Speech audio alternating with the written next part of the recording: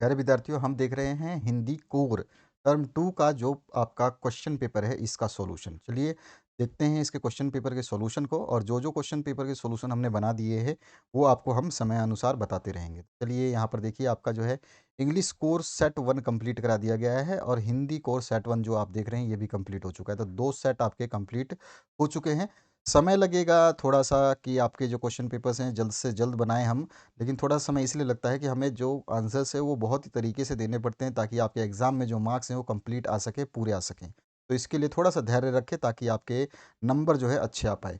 तो इस चैनल पे जो है आपको सारे सब्जेक्ट के सॉल्यूशन मिलेंगे, चाहे आप हिंदी, इंग्लिश, मैथ, साइंस या फिर आप कॉमर्स से हो या आर्ट्स से हो, कोई भी सब्जेक्ट आपका छूटेगा नहीं, चिंता करने की आवश्यकता नहीं है। तो यहाँ पर जो है ये पद्यांश को पढ़ना है, और पद्यांश को पढ़ने के बाद में आपको प्रश्नों के उत्तर देने हैं। तो इस पद को आप पढ़ लेंगे, आपके पास मॉडल पेपर होगा, नहीं है तो डिस्क्रिप्शन बॉक्स में लिंक मिलेगी, वहाँ से आप इसको डाउनलोड कर लेना। यहाँ पर जो है क पार्ट, धरती और आकाश का सौंदर्य, कैसा सौंदर्य दिखता है। तो यहाँ पर धरती से आकाश तक सभी जगह चंद्रमा की स्वच्छ चांदनी फैली हुई है, जिसे देखकर ऐसा मालूम पड़ता है कि धरती और आकाश में कोई धुली हुई सफ़ेद चादर बिछी हुई हो। इसके बाद दूसरा क्वेश्चन है, चंद्रमा की चंचल किरणें कहाँ क्रीड़ा कर रही हैं। तो सुंदर चंद्रमा की चंचल किरणें जल और थल सभी जगहों पर क्रीड़ा कर रही हैं। कविता की प्रथम पंक्ति में कौन-सा अलंकार है? तो यहाँ पर जो है अनुप्रास अलंकार देखने को मिल रहा है। नेक्स्ट जो है अथवा पाठ, इसकी बात करते हैं। तो यहाँ पे एक गद्यांश है, और इस गद्यांश को पढ़ने के बाद में इसके प्रश्नों के उत्तर देने हैं। तो यहाँ पे जो गद्यांश है, इसमें पहला प्रश्न जो पूछा गया है, जीवन में सुख समृद्धि कैसे प्राप्त की जा सकती है? तो जीवन में सुख समृद्धि जो है निरंतर परिश्रमशील और सुनियोजित होने से पाई जा सकती है। इसके बाद में नेक्स्ट जो है, इसमें पूछा गया समय का विभाजन और नियोजन करना क्यों आवश्यक है? तो ढेर सारे कार्य को सफलता एवं सुविधापूर्वक करने के लिए समय का विभाजन और नियोजन करना आवश्यक है। इसके बाद नेक्स्ट जो क्वेश्चन है, इसमें पूछा गया इस गद्यांश का उपयुक्त शीर्षक जो है क्या होगा? तो सुख समृद्धि का सूत्र जो है इसका उपयुक्त शीर्षक माना जाएगा। अब अभिव्यक्ति और माध्यम रचनात्मक लेखन से जो है किन्हीं दो प्रश्नों के उत्तर देने हैं। तो चलिए, पहला जो है समाचार पत्र अथवा प्रदूषण पर एक निबंध लिखना है। तो हमने समाचार पत्र पे जो है यहाँ पर एक निबंध लिखा है, आप इसको देख सकते हैं, याद कर लेना, आप आराम से देख करके आप पढ़ सकते हैं। उसके बाद में मैंने प्रदूषण के ऊपर भी बताया है, तो इस पूरे पैराग्राफ को आप वीडियो को पॉज़ करके एक बार पढ़ लेना, क्योंकि इसको पढ़ने से आपको जो है अच्छी तरह से इसकी जानकारी मिल जाएगी और याद भी हो जाएगी। इसी तरह से हमने प्रदूषण के बारे में लिखा है, प्रदूषण का क्या अर्थ है और प्रदूषण को हम कैसे रोक सकते हैं, प्रदूषण के क्या कारण हैं, ये सारी चीज़ें इसमें बताई गई है पैराग्राफ वाइज़, तो आप इनको देख सकते हैं, ठीक है? तो ये आपका जो है आंसर हो जाएगा।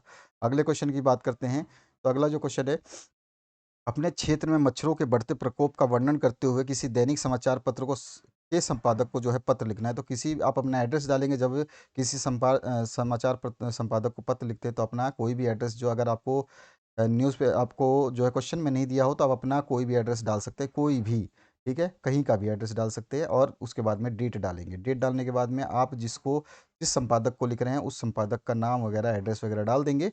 और यहाँ पे दैनिक संपादक कोई भी हो सकता है, वो नवभारत टाइम्स हो सकता है, आपका हिंदुस्तान टाइम्स हो सकता है, या फिर दैनिक भास्कर हो सकता है, दैनिक जागरण हो सकता है, कुछ भी आप यहाँ पे यूज़ कर सकते हो, क्योंकि यहाँ पे मेंशन नहीं है कौन सा दैनिक समाचार पत्र की बात कर रहा है ये।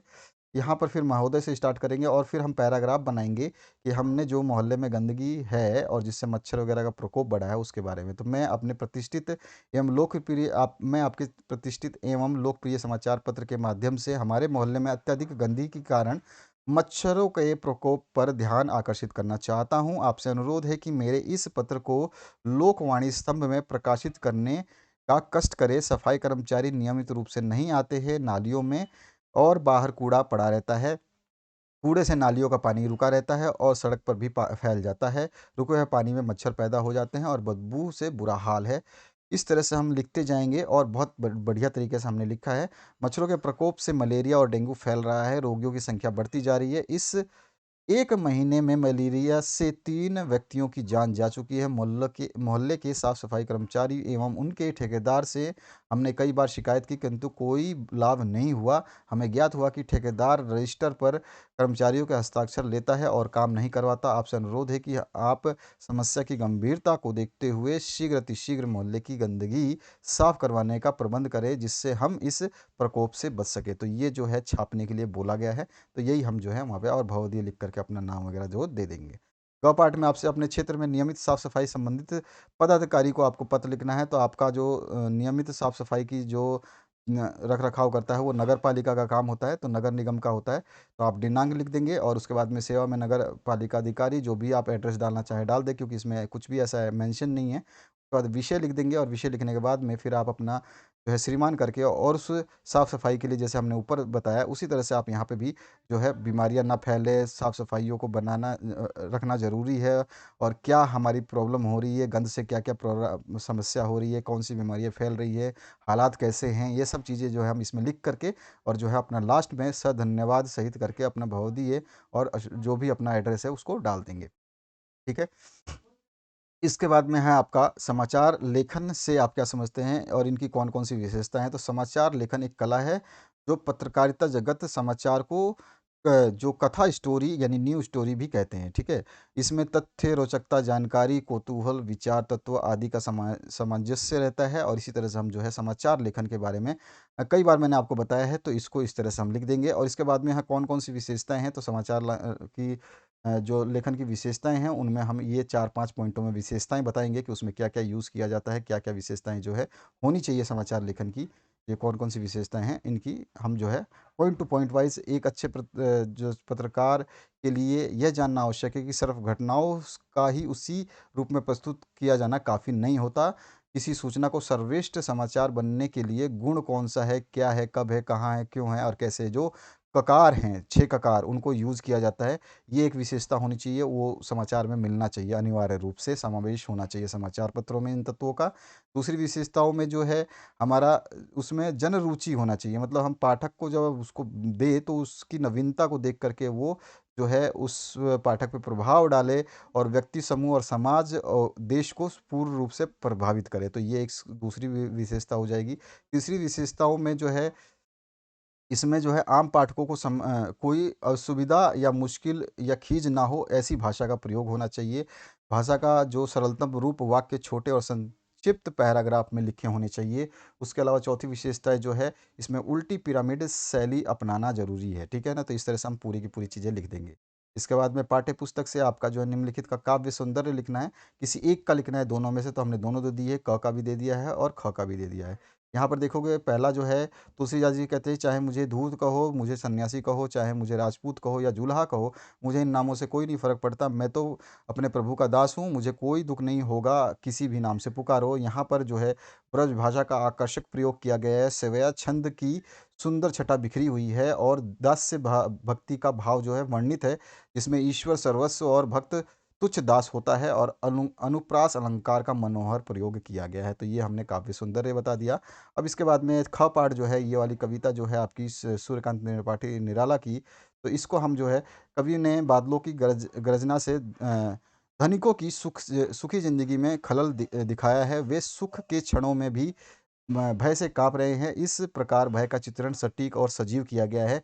कवि ने पूंजीपतियों के विलासिता पर जो है कटाक्ष किया है। प्रतीकात्मक भाषा का प्रयोग उचित रूप में किया गया है। तत्सम शब्दावली की खड़ी बोली जो है प्रयोग की गई है और पंग पर अंगना अंक और आतंक अंग में अनुप्रास अलंकार है और मुक्तक छंद का प्रयोग किया गया है। तो इस तरह से हमने इसका आंसर दे दिया। अगले पार्ट की बात करें तो निम्नलिखित में से किन्हीं दो प्रश्नों के उत्तर देने हैं।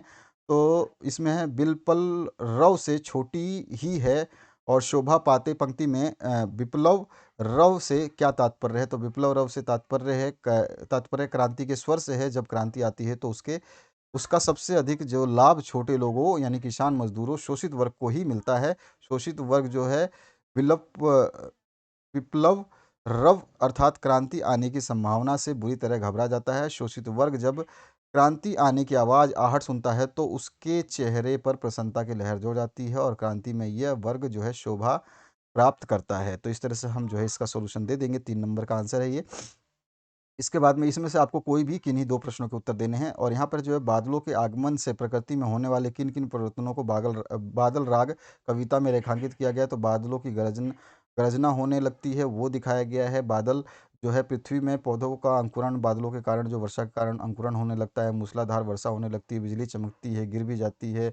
ये सारी चीज़ें जो है घटनाओं को हम इसमें बता देंगे। तो इस तरह से हमारा ये आंसर हो जाएगा। अगले क्वेश्चन की बात करें तो यहाँ पे शोकग्रस्त माहौल में हनुमान के आवरण को करुण रस के बीच वीर रस का अभिभार्व क्यों कहा गया है, ये आपको बताना है। तो हनुमान मूर्छित लक्ष्मण के लिए जो हिमालय से संजीवनी लेने गए थे, उस चीज़ को जो है यहाँ पे पूर्ण रूप से विस्तार से बताया है, और यही चीज़ जो है आपको शोकग्रस्त माहौल के हनुमान के अवतरण को जो है समझाया गया है। तो आप यहाँ पे जो है बता देंगे, ठीक है। और इसमें जो है करुण रस और वीर रस का अभिभाव यहाँ पे देखने को मिलेगा। जब आप पंक्तियों पढ़ेंगे तो इसमें विलाप भी है, और जो है युद्ध का वातावरण भी है, मृत्यु सैया भी है, सब कुछ है। तो इसी तरह से इसको समझाया गया है। इसके बाद में है जो नेक्स्ट क्वेश्चन आपका, निम्नलिखित में से किन्हीं दो प्रश्नों के, तो नदियों का भारतीय संस्कृति में क्या महत्व है। ध्यान रखना कि ये 1.5 घंटे में आपसे प्रश्न नहीं होने वाले अगर आपने प्रैक्टिस नहीं की। तो प्रैक्टिस करते रहना, तभी जाके आपसे होगा। तो नदियों का भारत संस्कृति में क्या महत्व है, तो सभी को पता है अच्छी तरह से। हमने कई प्रश्न पत्रों में इनको सॉल्व किया है। हमने 2021 के प्रश्न पत्र सॉल्व किए थे, उसमें भी ये क्वेश्चन आए थे। तो इनको ज़रूर आप ध्यान से पढ़ लेंगे, और इसमें ऐसी कोई भाषा नहीं है जिसको मेरे को समझाने की आवश्यकता पड़ती हो।